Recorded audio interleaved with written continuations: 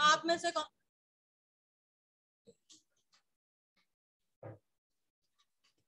Chapter पढ़ा था हमने?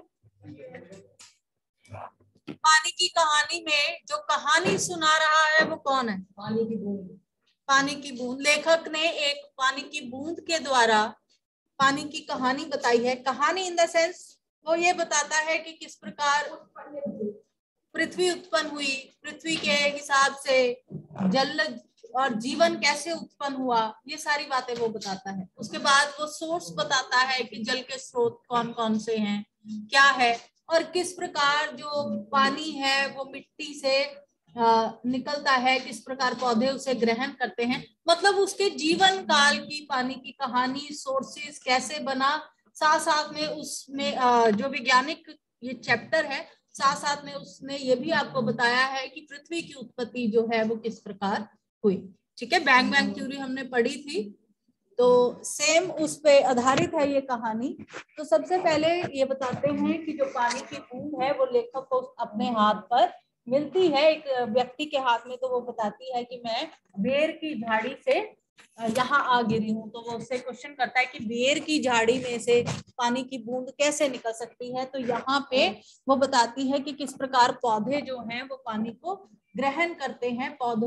पौधे की जो जड़ें होती हैं उनके साथ और भी छोटी छोटी रूट्स होती हैं बहुत सारी, जो दूर तक जमीन के अंदर फैली होती हैं।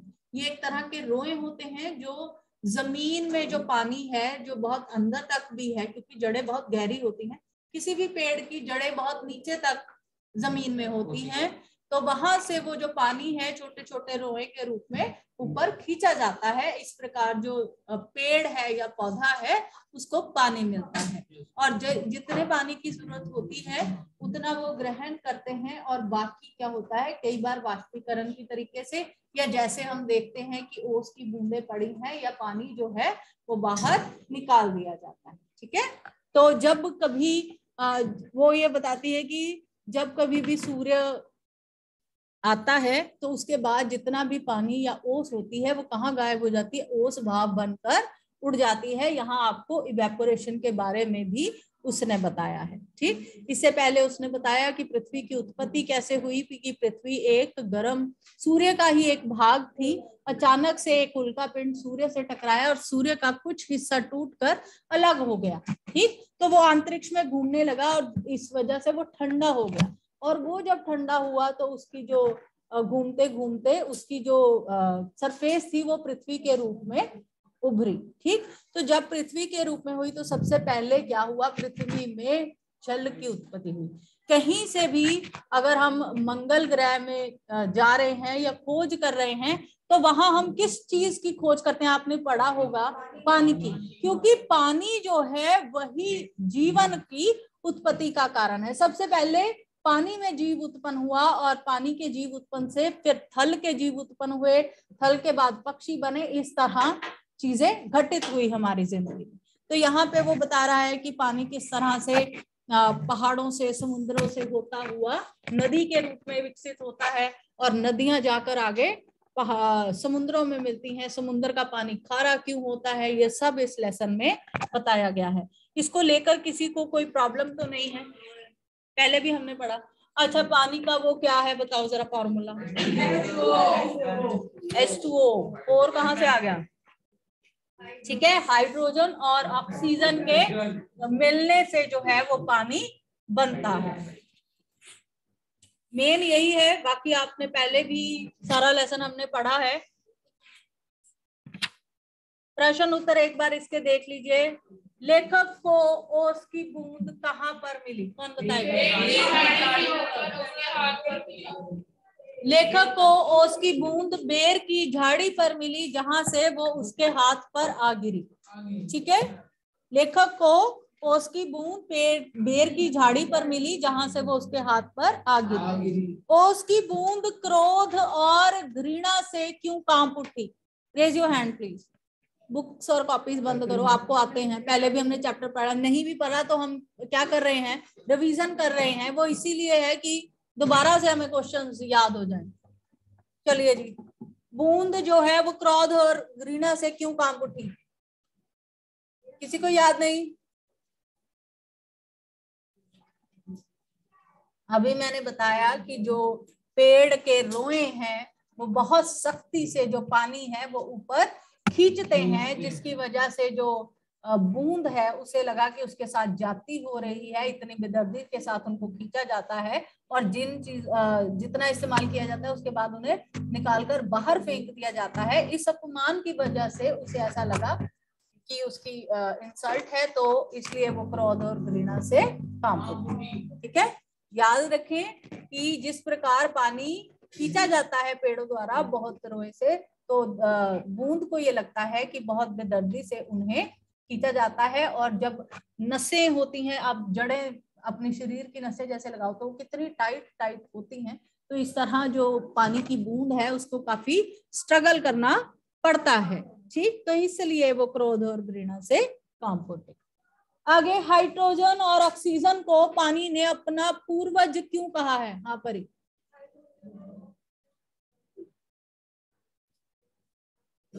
हाँ, क्योंकि पूर्वज क्या होते हैं? जहां से हम पैदा हुए हैं, है ना। तो यहाँ पे ऑक्सीजन, पानी किसको अपना पूर्वज मानता है? कि हाइड्रोजन और ऑक्सीजन गैस की रासायनिक क्रिया की वजह से ही पानी उत्पन्न हुआ, इसलिए पानी की बूंद उन्हें अपना पूर्वज या पूर्वजा मानती है। आगे, पानी की कहानी के आधार पर पानी के जन्म और जीवन यात्रा का वर्णन अपने शब्द में कीजिए। तो ये आपको लंबा चौड़ा लिखना पड़ेगा। जैसे जन्म जो है वो हम बताएंगे कि कैसे जो सूर्य है वो ठंडा हुआ, एक भाग अलग हुआ, जब वो ठंडा हुआ वो पृथ्वी के रूप में विकसित हुआ, और यहाँ पर गैसें जो हैं वो पूरे वातावरण में फैल गई। हाइड्रोजन और ऑक्सीजन के मेल से पानी बना, और पानी की उत्पत्ति से जीवन की उत्पत्ति हुई। जब और उसकी जीवन यात्रा में हम क्या लिख सकते हैं कि जहाँ पानी उत्पन्न होता है तो फिर वो पहाड़ों से नीचे गिरता है, यहाँ जो बर्फ है वो पिघल कर पानी बनती है, पानी से आगे नदियों में जाता है, नदियों से आगे समुन्द्र में मिलता है। ये उसकी कहानी है।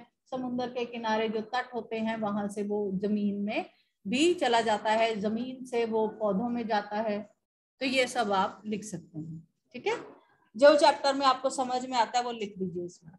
कहानी के अंत और आरंभ के हिस्से में ये बताइए कि ओस की बूंद लेखक को आप बीती सुनाते हुए किसकी प्रतीक्षा कर रही है?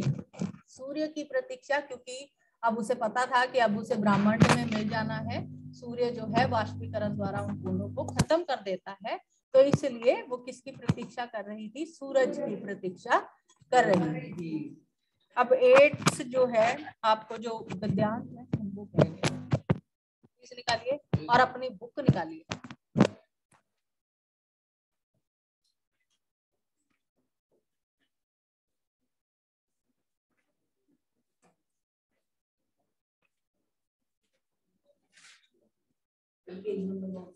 बताती हुई पेज नंबर 100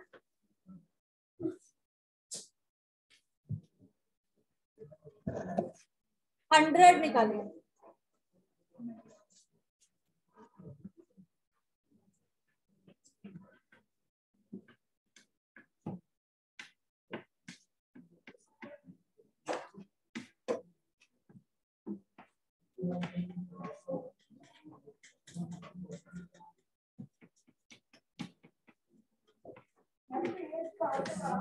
पेज नंबर 100 पहला पैराग्राफ।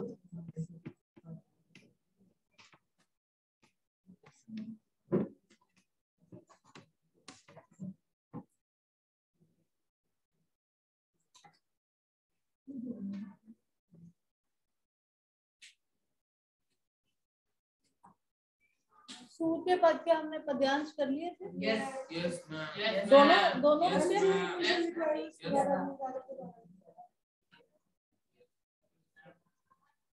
चलिए, क्योंकि आपके उसमें एक ही कविता है तो मैंने आपको पहले बताया है कि एक पैराग्राफ एक पेपर में होगा और दूसरा पैरा दूसरे पैराग्राफ उसमें होगा। तो वो पद्यांश तो आपको याद ही रखना की करना है। हमारा 80 मार्क्स ऑफलाइन और रिवीजन टेस्ट भी ऑफलाइन है, क्योंकि मेरे ख्याल से 14 से सारे 6 ऑनवर्ड सारे स्टूडेंट रिवीजन टेस्ट भी ऑफलाइन है। 20 को इलेक्शन के बाद में छुट्टी होगी। क्या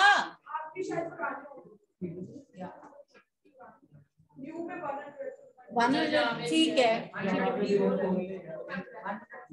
चलिए वैसे भी मैं पढ़ के भी सुना रही हूँ, चलिए आइए। मैं और गहराई की खोज में किनारों से दूर गई तो मैंने एक ऐसी वस्तु देखी कि मैं चौंक पड़ी। अब तक समुद्र में अंधेरा था, सूर्य का प्रकाश कुछ ही भीतर तक पहुंच पाता था और बल लगाकर देखने के कारण मेरे नेत्र दुखने लगते थे। मैं सोच रही थी कि यहाँ पर जीवों को कैसे दिखाई पड़ता होगा कि सामने ऐसा जीव दिखाई पड़ा मानो कोई लालटेन लेकर घूम रहा हो। ये एक अत्यंत सुंदर मछली थी। इसके शरीर से एक प्रकार की चमक निकलती थी जो मार्ग दिखलाती थी। उसका प्रकाश देखकर कितनी छोटी छोटी अनजान मछलियां इसके पास आ जाती थी और जब ये भूखी होती थी तो पेट भर उनका भोजन करती थी। चलिए सबसे पहले पहला प्रश्न हम सभी जानते हैं, प्रस्तुत पंक्तियां किस पाठ से ली गई है? लिखिए सभी प्रश्न।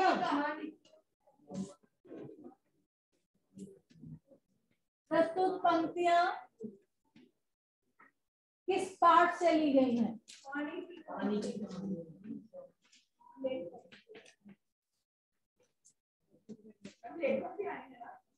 एक बार नजर मार लेना, मेरे ख्याल से लेखक होगा नहीं।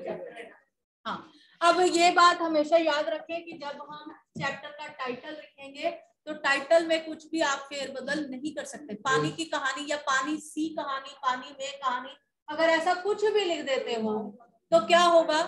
पानी की कथा या कुछ भी लिखोगे तो नंबर 0 मिलेगा। तो जब आपसे प्रश्न पूछा जाए तो सेम टाइटल, चाहे वो में पहले आए या कर पहले आए, जैसा भी सेम टाइटल, जैसे पानी की कहानी तो प्रॉपर लिखोगे। ये प्रस्तुत पंक्तियां पाठ पानी की कहानी से ली गई है। और याद रखें कि इस बार अगर एमसीक्यूज में आपको गद्यांश या पद्यांश ना आए तो आपने वन वर्ड नहीं लिखना है, उसके आधा नंबर कटेगा। मैं पहले बता रही हूँ, अगर वो एमसीक्यूज में है तो आप सिंगल आंसर दोगे जो ऑप्शन आपको सही लगती है, और सिर्फ क ख ग ही नहीं लिखोगे, उसके सामने जो आंसर दिया गया है वो भी लिखोगे।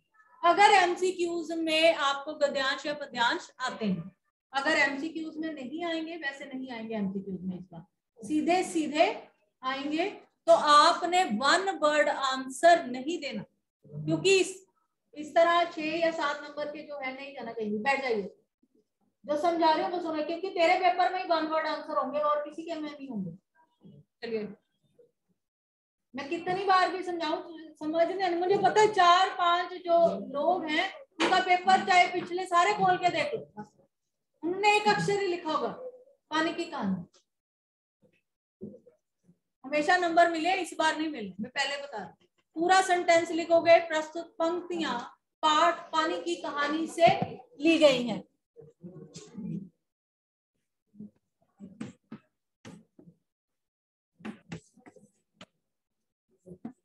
बूंद किसकी खोज में किनारों तक गई?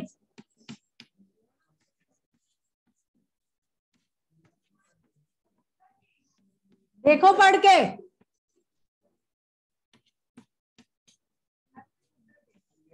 बेटा यही तो तुम्हारी वो है कि मैंने तुम्हें बोला कि अपनी निकालो बुक्स और पढ़ के देखो। अगर आप बिना पढ़े अपनी मर्जी से, चाहे आपको लेसन आता है, क्वेश्चन आंसर आता है, अगर उस हिसाब से जवाब देते हो तो नंबर 0 मिलना है। जो गद्यांश में दिया गया है आपने सेम लिखना है। पढ़ो पहले।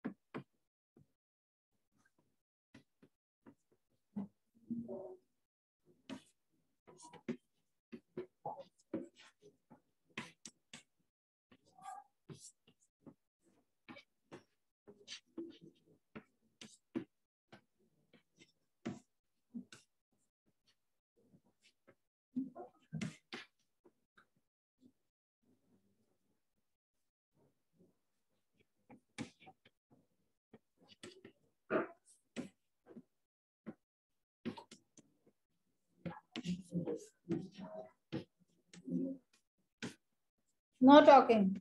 लिखो प्रश्न, मैंने सबके देखने लिखे हुए। तो प्रश्न ही लिखने के लिए बोला मैंने।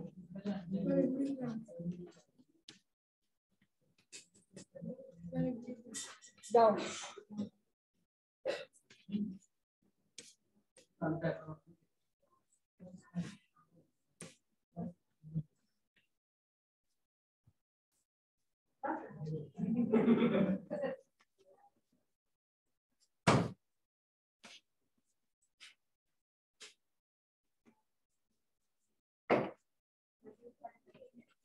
बेट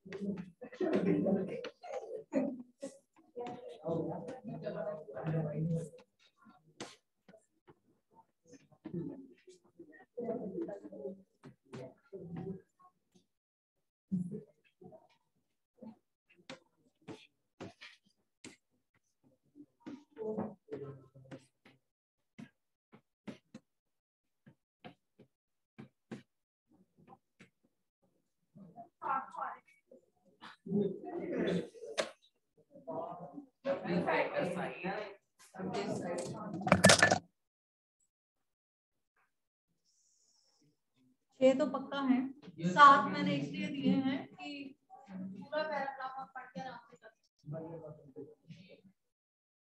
बुक का है, बिना बुक के कैसे करेगा?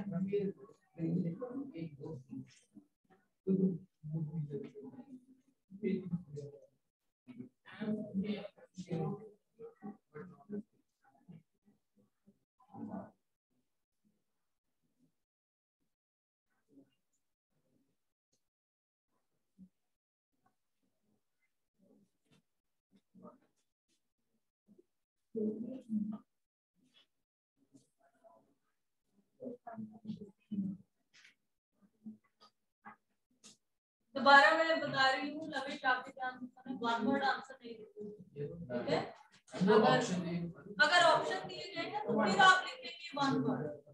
अगर ऑप्शन में नहीं आया, इस तरह आया, इसी तरह आना है, तो सीधी सीधी पूरी लाइन लिखनी है, एक अक्षर नहीं लिखना।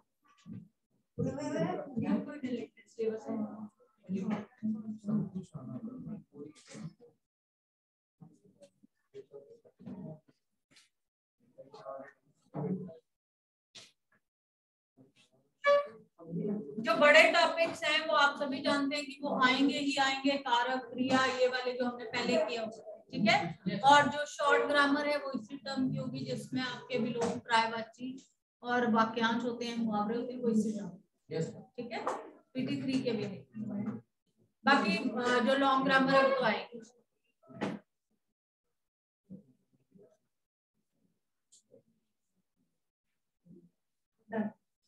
चलिए अब आंसर लिखिए, जिनके पास बुक नहीं है वो लिखेंगे।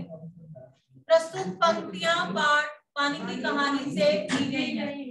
दूसरा प्रश्न देखिए, बूंद किसकी खोज में किनारे से दूर गई? फर्स्ट लाइन देखिए, बेवकूफो, सूर्य के प्रकाश कहाँ से आ गया? मैं और गहराई की खोज में किनारे से दूर गई। क्या पढ़ रहे हो? गहराई की खोज में। हाँ, सूर्य की खोज है ही नहीं, वही तो कही हूँ। Same to same as it is line लिखी है जैसी बुक में दी गई है। एक अक्षर का प्रश्न बनाया गया है और फिर अपनी दिमाग लगा रहे हैं। ईशान,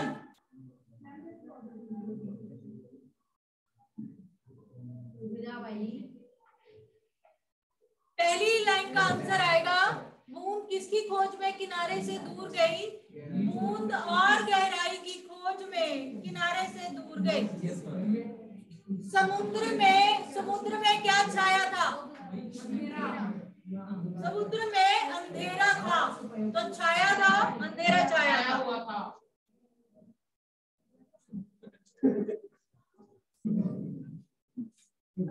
वाली कोई बात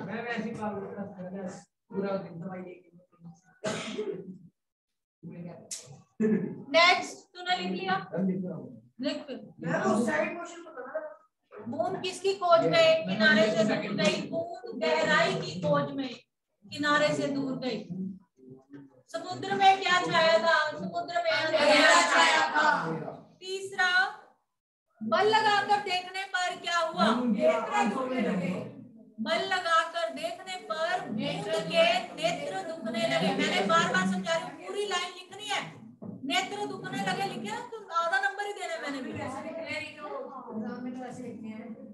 क्या ऐसे लिखने?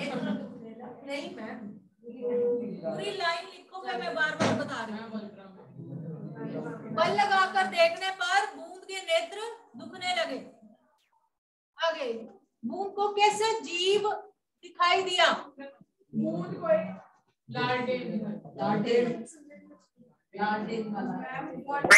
लालटेन वाला जीव दिखाई दिया था, वो की तरफ।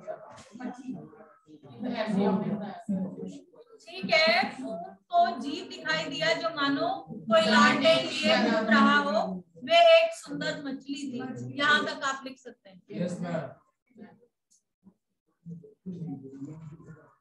जीव के शरीर से क्या निकल रहा था? हाँ बेटा,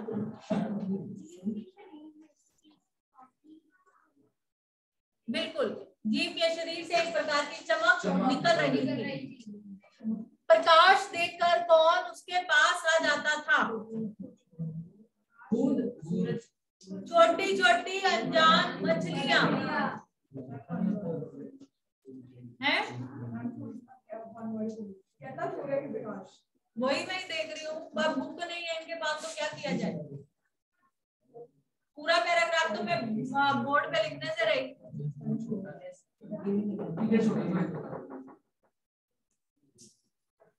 और ईशान ने एक भी क्वेश्चन नहीं लिखा होगा, लगातार बातें।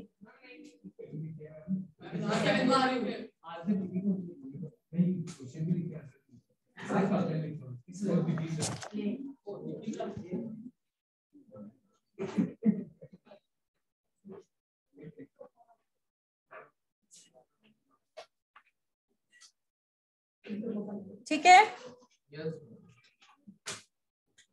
इससे अगला चैप्टर है बाज और सांप। थोड़ा बहुत इसे भी कर लेते हैं, फिर लास्ट आ जाएगा टॉपिक ग्रामर टॉपिक। अभी हमने करे ग्रामर में कोई ऐसा खास टॉपिक है जो मुश्किल लगता है, वो हम पहले करेंगे। आज किसका टेस्ट है? संधि का पता है कि नहीं? डाला हुआ है मैंने। चलिए,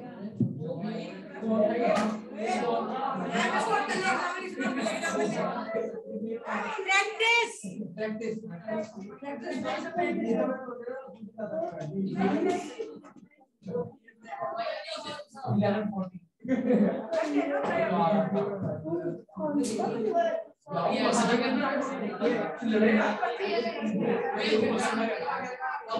keep quiet.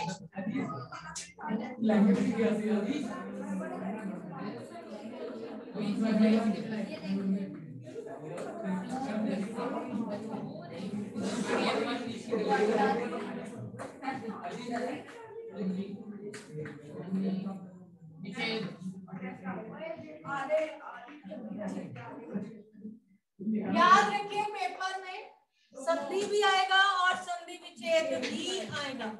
ठीक है, चलिए लिखिए।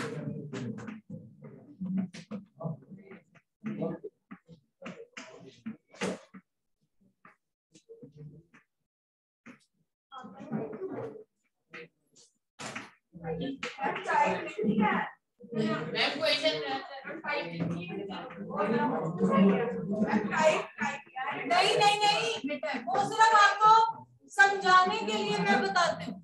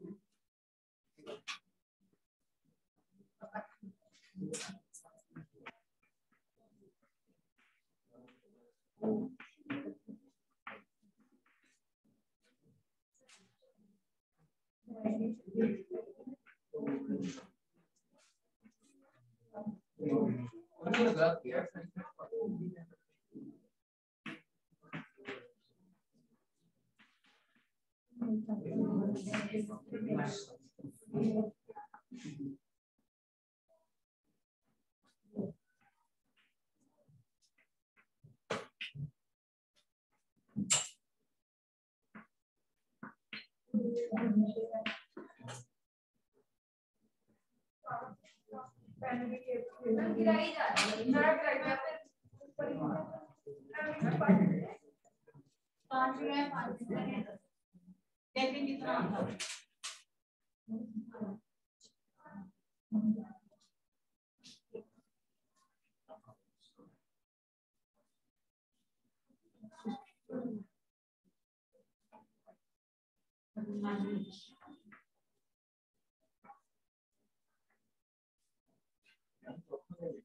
ठीक, नेक्स्ट करिए।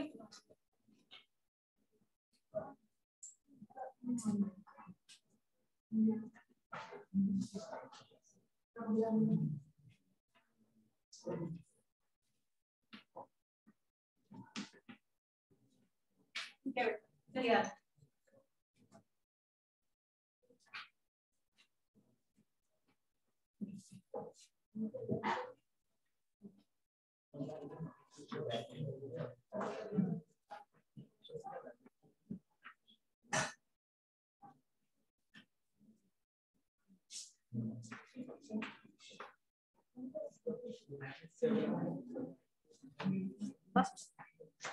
ये गलत है, बड़ा ओ नहीं आएगा। बड़ा ओ हमेशा वृद्धि संधि में होता है, ये गुण संधि। ठीक है, महोत्सव। एक मिनट, ये तो इजी है, ये वाला विच्छेद।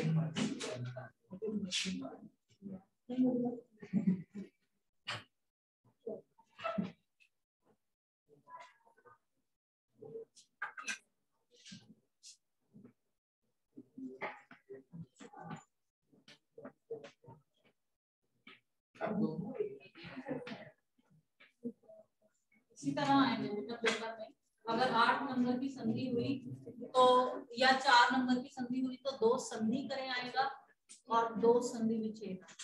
ठीक है, शब्द चल आगे।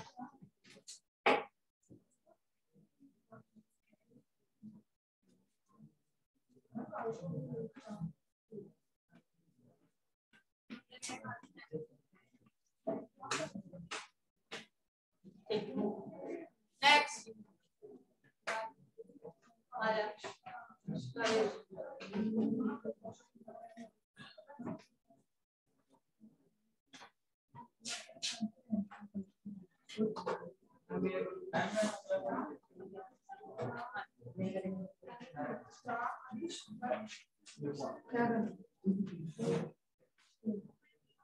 औषधि में बेटा ओ छोटा पड़ता है।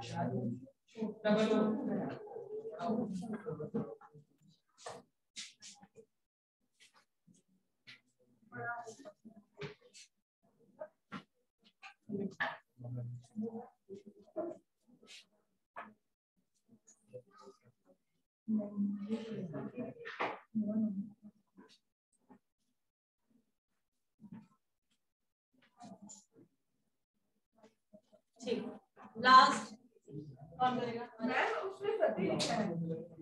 हाँ तो सभी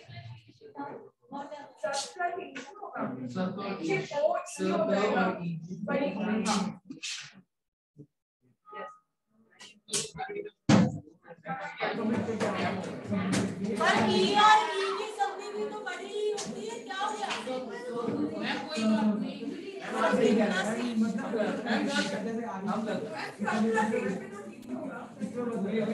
बड़ी